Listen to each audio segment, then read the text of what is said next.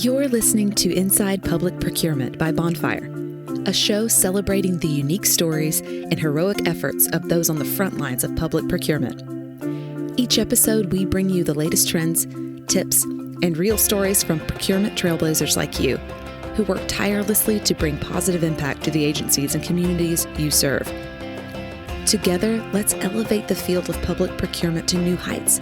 Now, pull up a chair and let's gather around the bonfire. Our show is about to begin. Hello and welcome to the Inside Public Procurement Podcast. My name is Tong La and I am a client support agent and podcast producer at Bonfire, an e-procurement solution used by over 500 public agencies in North America. I'm joined today by the wonderful, the spectacular, the outstanding Tony De Sciscio, who is the manager of procurement and contracts for the Toronto Public Library. Tony is responsible for the indirect procurement needs of the largest urban library system in North America, supporting over 2,000 employees in 100 locations across the city of Toronto. With over 20 years of experience in supply chain, Tony has worked in distribution, manufacturing, municipal, nonprofit, and educational sectors. Tony has implemented ERP, demand forecasting, e-sourcing, and procure-to-pay systems across these sectors. While implementing modern procurement practices are important to Tony, growing up in Toronto has given Tony an appreciation for developing procurement practices with an objective of generating social value in the communities TPL serves. Hello, Tony. Hi, Tong. How are you? I'm doing well. Tony, I have to ask, just because it's hard not to look at you without thinking that you're a gamer. For those of you at home, you can't see this, but Tony's wearing these giant gamer headphones, and he looks like he's about to do a Twitch stream or a YouTube stream right now. Oh, don't let it fool you. This is all my son's gear. He's graciously allowed me to use some of his gear for today, so I'm grateful for that. But yeah, don't think I'll be able to challenge anybody at any kind of whatever it is that they're playing now. Yeah, whatever they're playing. You know what? Let's talk about that for just a second. If you were to stream a video game in 2022. Even something from back in your day, back in our day, whatever it is, what would you be streaming right now? Oh, my goodness. I'm not sure. I think, you know what? I always enjoyed Street Fighter, but amazing. I don't know if I was ever good at it. I'd watch that, Tony. I definitely would. Another question for you is that you play a lot of hockey, it sounds like? Well, not anymore. Now I'm more of a coach. So now I'm behind the bench, helping out the boys. But that's my life now. I've kind of hung up my skates in that regard. I enjoy the occasional recreational skate now with the boys. Okay, that sounds good. And do you have your own outdoor rink that you have built from the ground up with your hands, or do you just? No. Oh no, not one of them. You know what? When I grew up in Toronto, we used to have our own little backyard rink. That's how I kind of learned how to play and learned how to skate. But no, now that we go to the rink and there's a couple outdoor places that we get to enjoy. We used to live near a pond, which was nice because we'd go out there and skate in the winter times. But nowadays, it's more like the civilized ice rinks that we typically go to, the ones that are more organized. Oh, amazing. I have one question for you, Coach De Sciscio. I'm going to call you Coach for the rest of the episode. I can't play hockey. I can't skate. The number one, this is now turning into a hockey podcast. I'm sorry, everyone. Question for you mostly is the advice that you give for someone who doesn't know how to stop on skates. What would the advice be? Because I don't know how. Use the boards. Okay.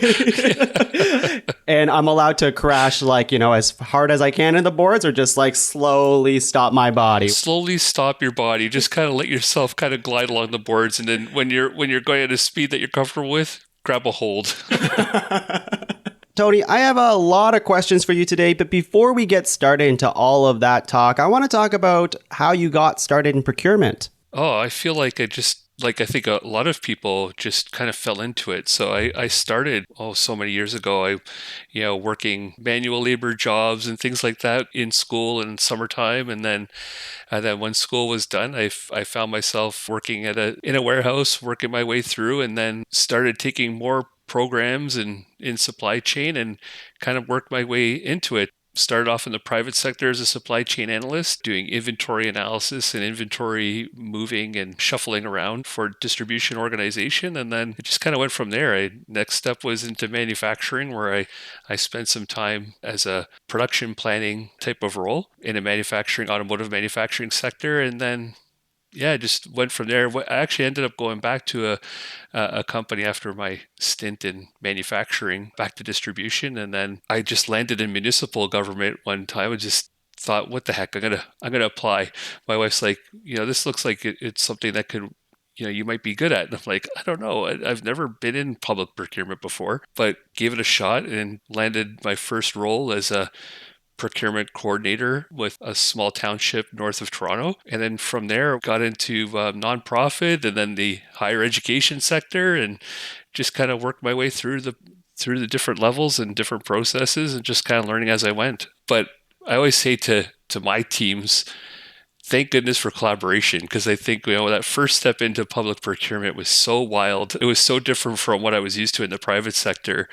And it was great to have those cooperative agencies and other municipal agencies to work with, because that was pretty much how I learned public procurement. So it was a little bit of a trial by error and things like that. So sounds like you've had quite a journey in procurement. So did you even know what procurement was when you first started, or were you stumbled upon it? It was a bit of like, I knew what supply chain was. I was working on warehousing and warehouse management for a few years, and I had that aspect of supply chain. And then when I was in the private sector in distribution and in manufacturing, I thought I knew what purchasing was, right? Because you're doing functions of purchasing, you're doing supply chain. But then once I got into public procurement, it was almost like purchasing at its purest, right? Because you're doing so many different types of procurement. It's not just, buying and selling widgets and planning inventory and things like that. It's, it was much more service oriented and things like that. So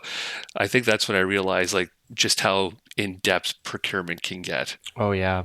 Yeah. I've been in procurement for over 2 years now. I feel like I understand maybe 5% of it at this point.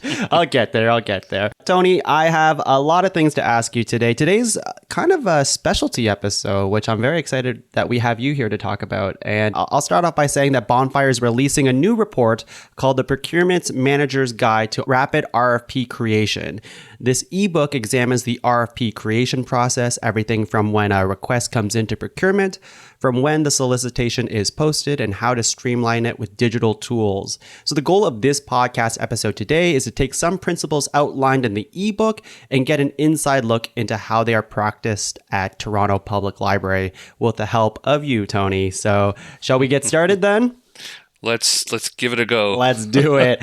So out of all of the hot topics in procurement right now, why do you think it's so important to talk about collaborating in the RFP creation process? I think it's one of those things where collaboration in general is just so important. And when it comes to the RFP process, I think we're starting to see it reduces, I guess, the stop and starts of a project, right? Because the project starts way before procurement is engaged. There's, your client groups that understand what they need, what they want to do with the project. And I've found in my experience, those things are happening in their own areas, in their own silos. And then once the need for procurement is recognized to get involved, then we get involved. But rather than being able to be fluid and working with your client groups early on in the process to just get better understanding of their business practice, what they're hoping to get out of things.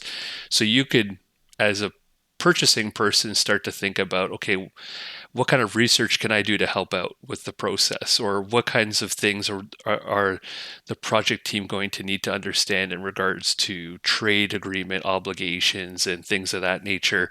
You can start to get a bit of a head start on those things so that it's not, pass it over to purchasing and then there's a stop and then there's a learning process that has to happen. At least the learning process is happening while the rest of the team and project team are working on their solution and detailing out their requirements for the RFP. So at Toronto Public Library, the idea of a fast RFP creation, what do you think that means? It's funny because I almost see it as maybe not necessarily fast, but I think effective. So I don't know. Maybe they're both interchangeable in this regard, because I think it comes down to that planning and that collaborating process, right? I think that's, again, going back to reducing or trying to mitigate the stops and starts of a project, I think is, what I keep going back to with moving a project along through the process. So we find, that early engagement or even just being proactively engaged with your clients is very helpful. So even when we're trying to plan for our upcoming year's projects, what are they going to look like? And so engaging with those clients at those early stages before they even know that they need to engage us, I think is part of what helps us become a little bit more efficient at getting those RFPs done in a timely manner. Yeah, let's expand on that a little bit more. The efficient tools that you might use when trying to create like a collaborative RFP creation process. What tools do you currently have in place to ensure that? So we've been using Bonfire e-sourcing tool before I arrived. So I've been with the library for just under 2 years now. And the library was using a system called Bonfire to do its e-sourcing. And then shortly upon my arrival, we started to implement the intake module out of Bonfire, which has been a very helpful tool for us, because in those sessions when we're meeting with our clients to understand and do those planning activities, whether it's that pricing analysis piece that we do, or if it's just upcoming projects, the intake module allows us to kind of work with them during the meetings and just kind of start to capture all of those requirements or project plans that they have into our intake module. So at least that gives us an opportunity to capture at that moment in time a potential project that we may have to work on. So again, it kind of lets us as a procurement team step back and look at, okay, here are all the potential projects we may have to tackle in this year or next year type of thing. Yeah, I think intake's very important to managing all the potential things that you might be doing down the road, and having a system or a module in place to be able to organize that, I think is pretty beneficial for sure. Do you use any other tools that help with this process at all? Not necessarily. I think, we used to use other tools, but mainly we're using the intake module almost exclusively now to capture all of that information. Do you run like similar projects at TPL at all? Yeah, we'll have similar like type projects monthly almost, right? So, you have your typical construction projects, your typical services type of requirements. So we'll have templates that we could use or leverage for a lot of similar type of procurements throughout a year. Yeah, and that must save a lot of time so you don't have to build it from scratch kind of thing, right? Yes, yeah. And that's the thing what we're also trying to do is make sure that our procurement documents are modular, I would say. So we're trying to have a lot of our front end terms and conditions, untouched, right? They're from our legal services teams, and it's all been vetted, and then have that, I guess, schedule or additional documentation come from our client teams so that they can implement or just kind of fit in their scope requirements as necessary into the documents. Oh, that's a really smart way to do it. So you have a base document, and then it's plug and play depending on what project is supposed to come out. Yeah, and it definitely makes things a little bit easier in regards to, if you're doing architectural services, you could have your scope of work for architectural services that you can kind of pull off the shelf, quote unquote, and give it to the client, and they can make little revisions depending on the project, and unplug it from the RFP, give it to them, let them do their adjustments, and then plug it back into the RFP, and then we can get it out to market. So we try to do those things. And then obviously, if we're talking about our RFP processes, then we can adjust evaluation criteria depending on the nature of the process that we're working on as well, or the engagement that we want to see from an architect, as an example, or an engineer. I really like that. Let's move on to our next question here is in our ebook, we use the industry term best of breed solution to refer to digital tools designed specifically for the procurement process. Why is it important to use a digital solution that's specifically designed for RFP creation? Oh boy, you want to just talk just outside of all of what we've been dealing with for the last 2 years, when it comes to COVID. I mean, you think of the disruption that COVID has created for all of us in the world, right? I mean, how would we be doing our jobs right now? And thankfully, we've had that kind of that rigor in place, for a couple of years leading up to what happened with this pandemic. So being able to have digital tools allowed my team to shift from an in-person world to a virtual world almost seamlessly, right? So you think like those tools that are online, they weren't, the fact that we weren't paper-based and having to rely on having those in-person meetings where papers, being provided back and forth, that in itself is huge. So I think just even that disruption piece is a big part of it. I think it's just about that efficiency in drafting processes. So the ability to track the roles and responsibilities of people in a project, right? So we can create a portion of work, somebody else can work on a portion of work and bring it together in kind of a digital setting. But then also the fact that, again, we're not in person, we're not evaluating the RFPs once they've been posted and brought in. We're not doing any of that in person. So the ability for our evaluation committees to be able to log into a system, capture their evaluation, not only their scoring, but the rationale behind it and providing those detailed notes is something that's, I think, saved not only my teams a lot of time, but my clients a lot of time in that process, right? Yeah, because what would it look like now if we didn't have digital tools and we lived in the age of COVID too? They'd have to mail it to you, to your doorstep, to every single evaluator. God, and then things can get lost in the mail and it's a whole thing. Well, yeah, I mean, just imagine like a couple of years ago doing this, right? You'd have like in the when I was in municipal government, you'd have contractors coming in and handing it to the clerk and, a big envelope. And so now where would that go? Like, would it have to go to the clerk's office? And now somebody, has to risk the exposures of the pandemic and COVID to have to maybe go into an office and grab those envelopes. And, then how do you make sure they're timestamped properly? So yeah, there's so many different things that I even forget because it's been such a long time. But I'm like, thank God I don't have to worry about those situations anymore. Yeah, no kidding. So let's talk about that a bit more in terms of what was your request intake process like before using like an e-procurement solution? So it would have been email, right? So, we'd have our own central email system, so purchasing at TPL type of thing, general box where staff would send their request to, or for the most part, the clients know who their purchasing person is because they talk to them so often. They would probably just email them directly. So then now it's a matter of managing it either through your email inbox and tasks lists in Outlook and Excel spreadsheets. So, oh my God, it sounds exhausting. And just like Tongue, a lot of times it would be, hey, I've got a procurement, we need to do this tomorrow. So it's like you don't even have the opportunity to track anything. It's more about, oh boy, okay, let's see how we're gonna make this happen, right? Oh wow, that's interesting, man. Let's go on to this idea of the 95-5 rule. We talk about this in our rapid RFP creation report. This rule was coined by procurement lawyer Paul, I might say this wrong, so forgive me, Emanuele, and it illustrates the principle that 95% of procurement failures are caused by poor project planning. In your experience, how has project planning had an impact on overall procurement outcomes? I almost have to say I almost completely agree with what Paul says there, right? I mean, it's such a big, again, because, when we're working with our teams at TPL and we're working with our project management office, a lot of times for some reason, that purchasing piece is forgotten.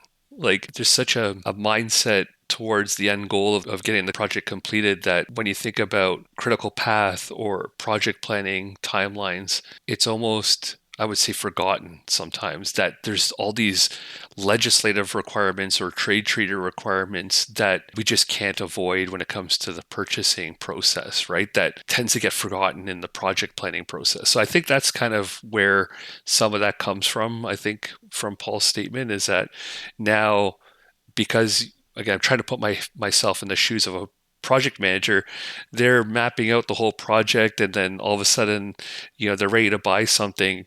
And purchasing says, oh, hold on a second, we have to go out for at least 15 days, or we have to go out for at least 40 days, or, we have to post certain documents or do certain processes for advertising a bid. And then they all step back and go, oh my goodness, okay, how did this happen, right? And so now it's like, okay, well, how do we compress those requirements to, the shortest time possible, right? And so now you're rushing an evaluation process because you can't rush a posting process without going against the compliancy requirements of a trade agreement. So then all those other business components end up being compressed. And are we evaluating proponents correctly or as detailed as we can? Are we making those notes as properly as we can? And are we being as transparent and fair with all the proponents without that rush? So I think that's where we find sometimes that compression just to try to meet those needs problematic, I would say. Yeah, and I guess you've been on the other side of that. When a project is poorly planned, it kind of, I assume it causes a lot of unneeded stress in your life and everybody else's. And then I also assume that it's a big learning opportunity for everybody to deal with that type of failure and that kind of thing. But yeah, in the moment, it's probably not great. Yeah, well, and then there's, we're such a client-focused department, right? And I would say most purchasing areas are, if not all, right?